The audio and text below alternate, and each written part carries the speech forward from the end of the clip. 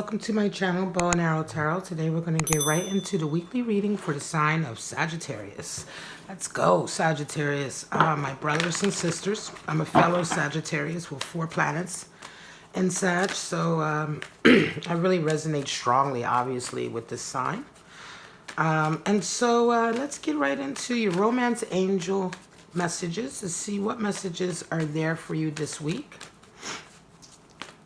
And then we're going to get into your animal spirits and into your spread. All right? So, let's do this. If you hear my cat in the background, please do excuse her. She will make noise during the readings. Calling in your soulmate. Sagittarius, you've been getting this card for quite some time. Deception. Ooh, coming in. And we have pay attention to red flags. All right. Well... that is a set of cards, isn't it? So let's get right into your animal spirits. We're going to know more about these as we do your reading.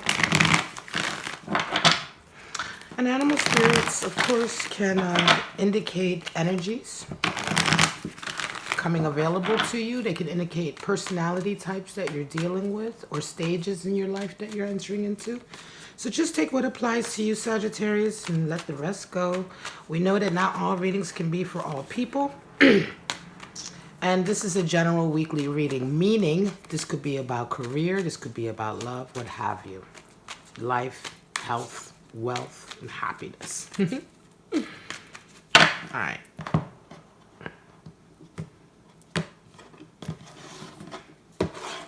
All right, guys, let's pull out your 3 animal spirits. The first one is the lizard, indicating a heightened sense of perception. We have the lion. Oh, I love this one. Fire, both fire energy. And we have the deer. Talks about motherhood, right? Feminine energy, protective energy, and grace. All right, let's get right into your animal spirits before we move on. The lizard is associated with heightened sense of perception, extrasensory perception, as it were. The lizard is so absolutely aware and attuned that oftentimes he displays extrasensory sort of abilities, right? Seeing things happen before they actually happen. And in this way, the lizard can channel a lot of energies, but the problem, of course, with the lizard is that oftentimes he can become oversensitized. He can take in too much information and at some point burn out, right? And there's chaos. There's no clarity to his observations, and it all becomes quite a heated mess. So with the lizard, in times when your sensory perception is increasing, it is important to remain calm, to remain cool, and to not let it sort of begin to well up or, you know, begin to fill you up too much to the degree that you really don't know what you're seeing anymore, right? Or you really don't know what it is that you're perceiving anymore. Now we have the lion, another sort of animal spirit that resonates with fire animal spirit. But the lion is... he is the highest card for self-mastery, right?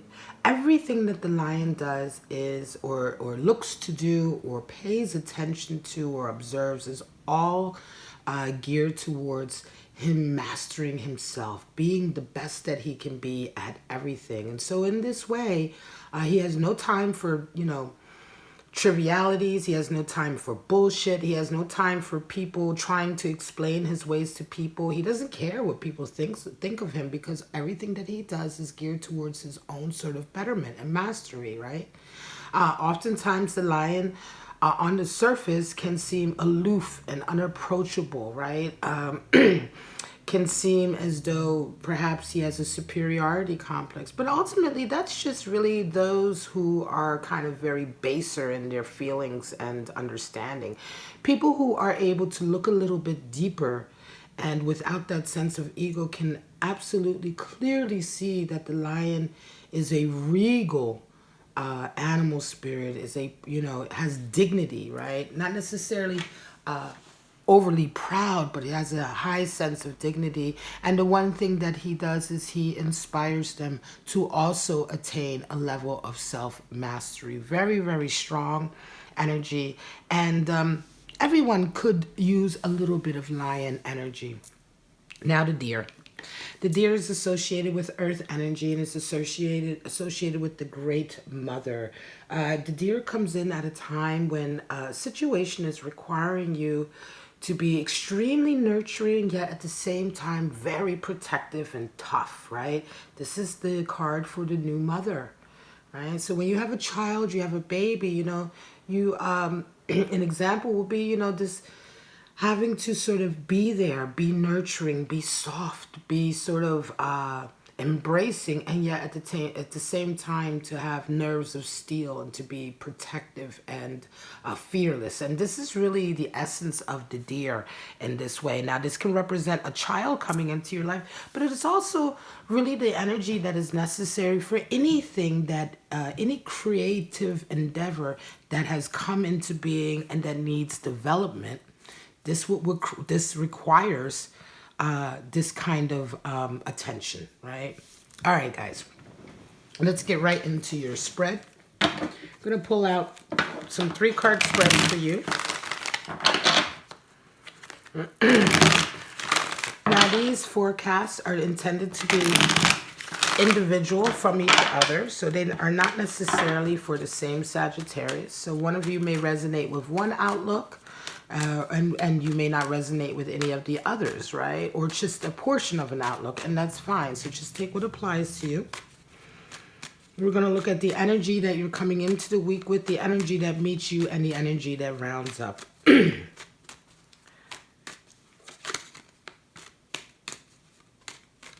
right, my Sagittarius. This is, of course, for the week of January 5th, today up until next Saturday, the 11th. Get into it. Lovers, 6 of Pentacles, 8 of Wands. All right, so let me just move everything up a tad. There we have it. All right, so my regulars know I'm like a stickler for trying to keep everything a little bit straight. All right, guys, some of you are coming into this week with a love connection, right? This love connection is, of course, this is a deep love connection. This is a connection that you are certainly trying to move towards harmony if there's disharmony there. But ultimately, 6 is the number for journeying towards a harmony. And with the Lovers card, we see that a true soulmate connection or a true lovers connection that is working towards that goal of harmony requires a give and take on both sides, right? This is a connection that requires both people to have the same focus and intention and to understand that each person has a role to play in the other person's progression, right? And so, you know, if you're involved with someone, you have something that they are lacking and they have something that you are lacking. And so in this way, the two halves make a whole, right? Now, the success of this kind of union is that, in fact, both people need to have the same level of commitment and there needs to be progress on both sides. It can't be always just one person pouring into the other, trying to fix the other or deal with the other's hang-ups, because then you have a therapist-patient relationship. You don't have a lover-lover relationship. And I do say that I've been saying this a lot lately, because I get a lot of questions about this. Like, of course, in my private readings, people come to me, they want private readings on love connections that haven't gone so well. And oftentimes, the one overriding factor that I see is this intense need to constantly be a therapist to people. You know, constantly this need to constantly fix everyone else around you or fix somebody so that they are your perfect sort of mate. And the trouble with that is that you're not a lover then. You're a therapist. And they're your patient. And there's a misguided view that somehow this patient, once you're done fixing them, which is already misguided, you can't fix anybody, but that somehow once you're done fixing them, they'll be perfect. And not only that, that they'll be so grateful that they will love you forever. This is absolutely a delusion, and it never works, right? Even if people do somehow fix themselves through all of the work that you've put in, most definitely they will leave because there's never been a lover relationship there, right? They're all, you know, they'll be fixed and then leave and move on to someone where they can have a true equal connection. Nobody wants to fall in love with their therapist. You know, so the lover connection here is one that needs to be mutual, needs to be equal. And this is something that you're coming into the week with, thinking about this, perhaps calling this in. You may already be in a connection with someone like this. And it's a good connection, right? As long as you both maintain the same focus and the same sort of idea and acceptance of progressing. Now, you come up against a Six of Pentacles energy, right? And Six of Pentacles is also another journey towards harmony. It's a 6 card, but here we find harmony in our material area, in our material plane. This is to do with money, finances, right? Our environment. And so there's a give and take here. Sometimes you're the one receiving and sometimes you are the one giving. And there's a natural balance here that we seek to find, a harmonious balance. We want to have enough rewards coming in so that we can give, right? So that we can give back to the world. Yeah, at the same time, we don't want to give so much that we're left with nothing. And so the scales represent this constant balance that the figure in the card is trying to maintain.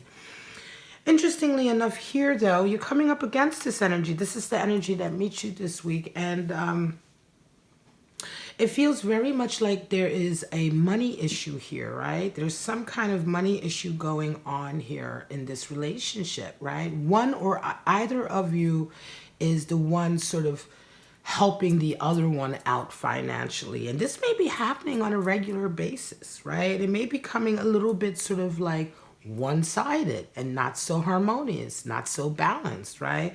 You round the week off with an 8 of Wands, which is interesting because I think you've been perceiving something is a little bit amiss here because 8 of Wands is very chaotic. It's mixed messaging, right?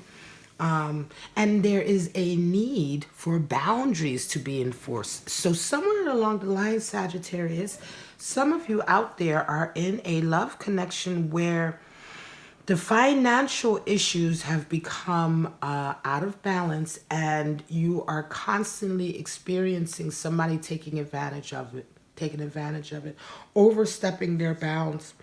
Pay attention to red flags, Sagittarius. Something is going on here where the person is not being equal or they're not being sort of fair with you. They're not being honest necessarily with you. It could be that they are taking the money for other reasons or using the money towards other reasons than what it was intended for.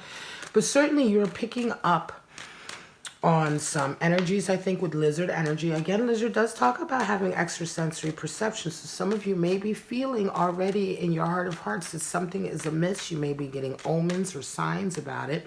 Do pay attention and make sure that no matter what love connection you're in, people have to respect your boundaries and they can't keep overstepping them because then we find ourselves in a relationship that is no longer harmonious. 9 of Wands. Justice, Queen of Cups. So 9 of Wands.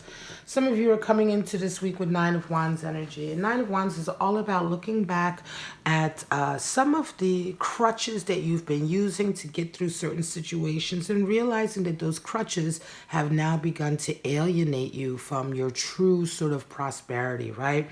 With 9 of Wands, we begin to look at a very long and difficult road of a burden, perhaps excessive responsibilities you've taken on, you know, and now you're starting to realize that you've had a lot of injury, you've taken a lot of injury, and because of the injury, you've begun to sort of adopt a little bit of sort of baggage or self-esteem issues, perhaps a little bit of toxicity. And it's time to face up to that so that you can get ready to lay it down. It could very well be that certain modes of behavior that you've been using have indeed helped you over a difficult path or a difficult stage in your life. But now is the time to see them for what they are, a crutch that really doesn't serve you anymore and is more hindering you than anything. And so this week, you're coming into this week with this kind of energy. Thinking about it, reevaluating, beginning to look at yourself and your behavior, your thought patterns, the way you know, your actions, what you're feeling is important, and beginning to understand that there needs to be some healing and there needs to be some cleansing going on. You're met with a Justice energy, and Justice indicates there's an event coming into you that seeks to rebalance your life. Your life has, to a certain degree, become perhaps out of balance with all of this energy that you've been holding on to and all of these burdens that you've been carrying. And so this week, something happens for you that begins to rebalance your life and perhaps release some of this burden, right? Justice can also indicate an actual decision coming in. It can indicate sort of a rendering or a mediation process, a judgment, right? Some kind of very official sort of action or document coming in that seeks to also serve the same purpose of rebalancing an injustice that was done to a certain degree, or an out of balance sort of energy. You round the week off with Queen of Cups, and I think for some of you, as a result of this action, it's starting to allow you, of course, to get to a place where you're ready to open up your heart and exchange your cup of love with someone. You're beginning to sort of really understand your feelings a lot better, and I think that this justice that comes in, this event that comes in, really helps you to sort of rebalance and get back to who you are emotionally, right? You may have been holding a lot of feelings back until this action happened, or until this action came in for you, right? And so some of you Sagittarius are definitely ready by the end of the week to exhibit a little bit of deer energy, in the sense of you're ready to be more nurturing, you're ready to be more giving. You're ready to be the Queen of Cups. You're ready to be sort of open and honest with your feelings. Because Queen of Cups wears her heart on her sleeve, right? And so she's not really worried about being vulnerable. She's not worried about becoming an emotional cripple because she's been hurt once or twice in her life. She's, you know, she understands that the cup of love she has to give is very special. And so she doesn't give it lightly. And when she finds out that her love or her feelings are not being reciprocated the same way, she's absolutely fine with taking that cup of love back and holding on to it until someone worthy is able to come into her life. And this is an understanding that you round your week up with as a result of this justice action coming in. Seven of Cups, Tower, Emperor. So some of you, Seven of Cups is all about sort of wishful thinking, right? Pie in the sky, wishing for a fairy tale, believing that a fairy tale ending, or that a very unrealistic sort of outlook here, it will somehow make you happy, right? Seven is the number for wishes and dreams and hopes and aspirations. But here we're talking about a person who's really just always daydreaming about it, always wishing for this kind of very unattainable dream or very unrealistic dream, you know. If you think you're gonna, you know, if you think that you're gonna go to a Beyonce concert and she's gonna lay her eyes on you and fall in love with you, then that's a delusion, right? I mean, this is an example of what people think, right? It's a very extreme example, but it drives the point home. Not everything is realizable just because you wish it to be. You know, this idea that is, you know, as long as you wish upon a star, you can make anything happen. It's really a misnomer. It's nonsense.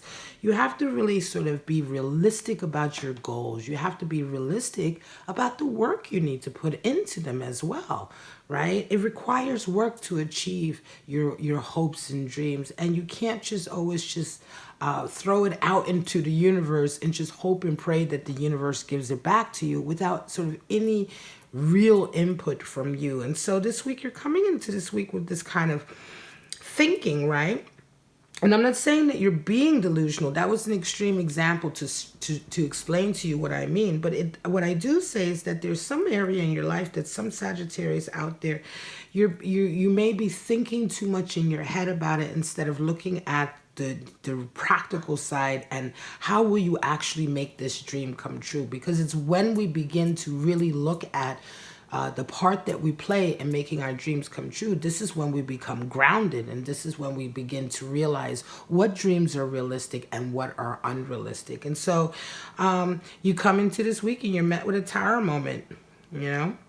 And I think this tower moment really shakes up all of this that you've been thinking about, you know, all of this that you, to a certain degree, you've been kind of daydreaming about. This tower moment, I think, really brings you right back down to the ground. And you round off the week with an Emperor energy, right? It's interesting because I think this Emperor energy is somebody that comes towards you by the end of the week and is very sort of like, look, you know, they're very orderly. they're very sort of, you know, because the Emperor represents bringing order to chaos in a lot of ways, right? 4 is the number 2 for stability. So he represents bringing stability, bringing order, bringing, developing a power base, a stable power base from which he's able to go out into the world and conquer new territory, right? It is also associated with Aries energy, but that's neither here nor there. The point is, I think that for some of you, there's a major event that happens to you this week, and as a result, this almost feels like a family member, right? Or a mentor or a friend who comes into you this week and kind of really sort of like sets you down, and sets you straight on a certain scenario, right? And I think that the reason why they're coming in is because of this Tower moment. Some major event may happen this week for you. And it's like they come in to sort of say, what the hell is going on here? You know what I mean? And sort of have that conversation with you. All right, Sagittarius, this is your reading, January 5th to the 11th. I do hope it resonated with you, and if you did, please like, subscribe, and share. Don't forget to leave me a comment. I do reply to all the comments, but for right now, Sagittarius, have a wonderful week, and I'll see you next week for your weekly. Bye-bye now.